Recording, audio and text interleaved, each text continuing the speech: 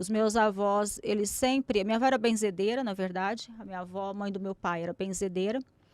A minha bisavó era cigana, né? E a minha avó Antônia, que é por parte de pai, ela era índia com mistura de cigano. Então ela era benzedeira e era uma benzedeira muito forte, assim.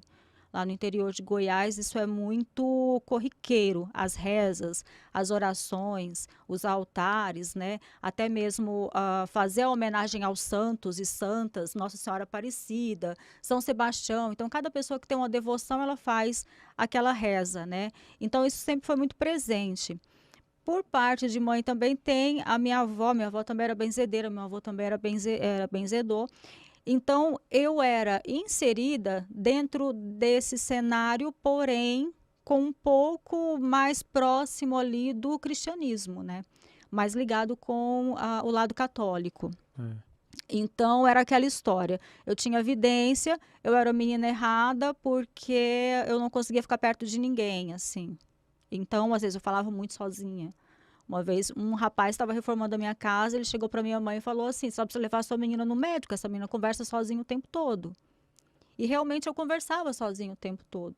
Só que daí já era mais velho, eu tinha mais ou menos uns 10 anos. E eu conversava, eu falava como se tivesse uma festa. E ele até falou para minha mãe, falou: a sua filha parece que ela está numa festa 24 horas por dia, assim. Então, isso começou desde criança. Só que quando você começa isso desde criança, você precisa ter um pouco de cuidado, porque as pessoas não entendem, né? Principalmente em uma cidade pequena, as pessoas geralmente é mais ligada ou ao lado evangélico ou ao lado cristão, né? Então, tudo isso não era bem-vindo, não era de Deus, né?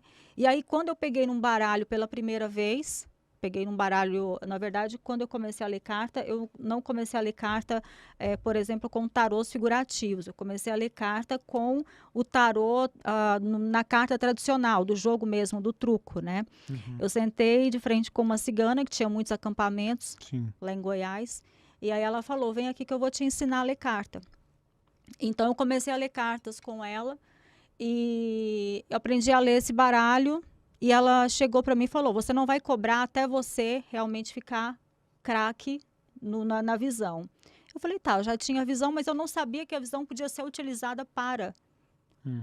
a oráculo, né, até mesmo para ajudar outras pessoas. Para mim, a minha visão era ver o mundo dos desencarnados e, na verdade, o oráculo ele era um conselheiro, digamos assim, né? Então, eu comecei com 11 anos de idade, 10 ali, 11 anos, eu comecei a atender na minha casa de graça.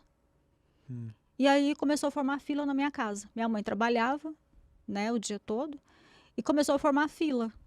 E aí as pessoas começaram a falar pra minha mãe: tá fazendo fila na porta da sua casa, sua menina tá fazendo alguma coisa. E aí ela queria saber o que eu tava fazendo. E foi aí então que ela pegou e descobriu que eu tava lendo carta. E ela pegou e falou assim: carta não é de Deus, carta é do diabo, então nós vamos queimar seu tarô. Tá, nós. Aí ela pegou foi e queimou minhas cartas. E aí eu só fui voltar para esse mundo mesmo, espiritual, falando ali pelos 22, 23 anos, mais ou menos.